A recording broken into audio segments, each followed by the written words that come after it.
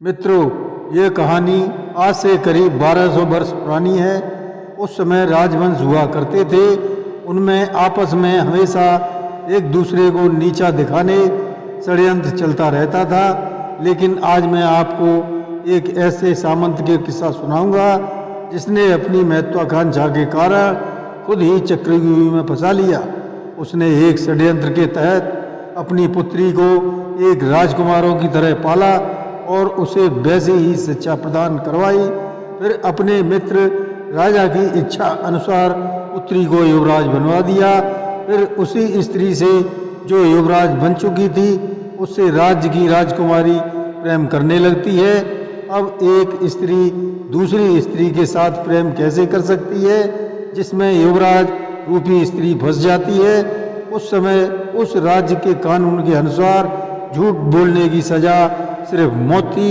वह सामंत और युवराज रूपी स्त्री कैसे बचे, फिर कैसे सारे झंझावतों से निकले, इस पूरी कहानी को जानने के लिए हमारे इस कथानक को सब्सक्राइब जरूर करें तथा कमेंट करना न भूलें। धन्यवाद। नमस्कार, मैं रणबीर सिंह लोटस एंटरटेनमेंट में आपका हार्दिक स्वागत करता हूं। मित्रों, यह कहानी शुरू होती है अमावस्या की भयानक रात से, जब दुर्जन सिंह पुराने विशाल सामंती किले में सन्नाटा पसरा हुआ था। अंदर किले की सबसे ऊंची मीनार में एक अकेली रोशनी टिमटिमा रही थी। बात है सन 1222 की। एक सामंती किले में बूढ़े और कठोर कदकाठी के सामंत दुर्जन सिंह अपनी संतान से गुप्त बैठक में बातचीत कर रहे थे। उन्होंने अपनी संतान कोमल सिंह को बताया कि मैंने जीवन भर एक झूठ जिया है। फिर वह कुछ सोच में डूबकर नरम लहजे में बोले, बेटी, सामंती शक्ल और सूरत, सिर से पैर तक सामंती वेशभूषा में सजे एक युवक ने जवाब दिया, जी पिताजी। तब दुर्जन सिंह ने कहा, आज मैं तुम्हें एक बात बताना चाहता हूँ। उत्तराधिकारी की शर्तों के अनुसार मगध राज्य के राजा विक्रम सिंह के कोई निष्कलंक राजकुमार नहीं होता है, तो दुर्जन सिंह की संतान को उत्तराधिकारी बनाया जा सकता है। चूंकि राजा विक्रम सिंह के पुत्री पैदा हुई थी, इसलिए पुत्री होते हुए भी मैंने तुम्हें एक पुरुष के रूप में पाला है और इस राज्य के छिपाने के लिए प्रसव के समय उपस्थित सभी सेवकाओं को मरवा दिया था, जिससे तुम्हारा जन्म एक रहस्य बना रहे। आज राजा विक्रम सिंह को तुम्हारी आवश्यकता है और राजा ने तुम्हें मेरा पुत्र जानकर तुम्हें यानी कोमल सिंह को बुलाया है। वो तुम्हें अपना उत्तराधिकारी घोषित करना चाहते हैं। इसलिए दुर्जन सिंह ने अपनी बेटी कामनी, जो कोमल सिंह बनी हुई थी, को समझाया, भूल कर भी राजा के सिंहासन पर मत बैठना, उसका फैसला बाद में होगा। फिलहाल हमें अपनी आन बान और शान को बचाना जरूरी है। वह अपने पिता का आदेश मानने को विवश हुई और अपने काफिले के साथ मगध की राजधानी पाटलिपुत्र की तरफ रवाना हुई। इन घटनाओं के 6 दिन बाद मगध की राजधानी पाटलिपुत्र सैनिक प्रदर्शनों और शानो शौकत से दमक रही थी। चारों तरफ स्वामी भक्त प्रजाजनों का हंगामा था। मगध पहुंचकर कोमल सिंह ने अपने मृद स्वभाव और नीतियों से सभी का दिल जीत लिया। फिर वृद्ध राजा ने उसे अपना उत्तराधिकारी युवराज बना दिया। लेकिन राजा विक्रम सिंह की पुत्री नंदिनी कोमल सिंह पर मोहित हो गई, जिसने अपने रूप और अपनी कमसिन काया से युवराज को मोहने की कोशिश शुरू कर दी। एक दिन राजपुत्री महल की खिड़की पर सोच रही थी और उसकी आंखें लाल और सूजी हुई थी, उनमें दर्द भरा हुआ था। वह अकेली थी और खुद से ही बोली, दुष्ट मान सिंह धोखा देकर चला गया। पहले तो मुझे विश्वास ही नहीं हुआ, लेकिन सच में मैं उससे प्रेम करने लगी थी। हालांकि मैं जानती थी कि मेरे पिता महाराज उससे विवाह की इजाज़त कदापि नहीं देंगे। कुछ महीने गुजर गए। युवा कोमल सिंह के शासन की चारों तरफ प्रशंसा हो रही थी। वह बड़ी शालीनता से युवराज का दायित्व संभाल रहा था।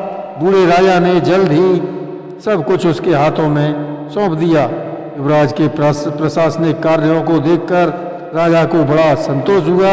सभी प्रजाजन युवराज कोमल सिंह का बड़ा सम्मान करने लगे थे, लेकिन युवराज खुश नहीं था।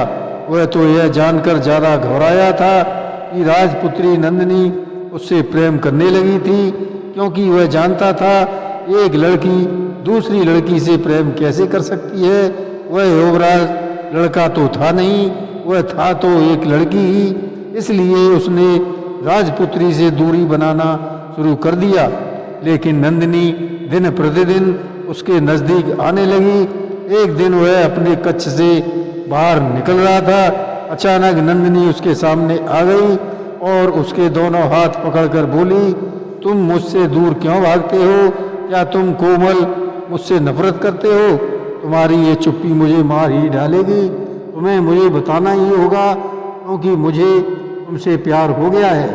उसने कोमल सिंह को रोककर अपने प्यार का इजहार किया, लेकिन कोमल सिंह भयभीत होकर भाग गया।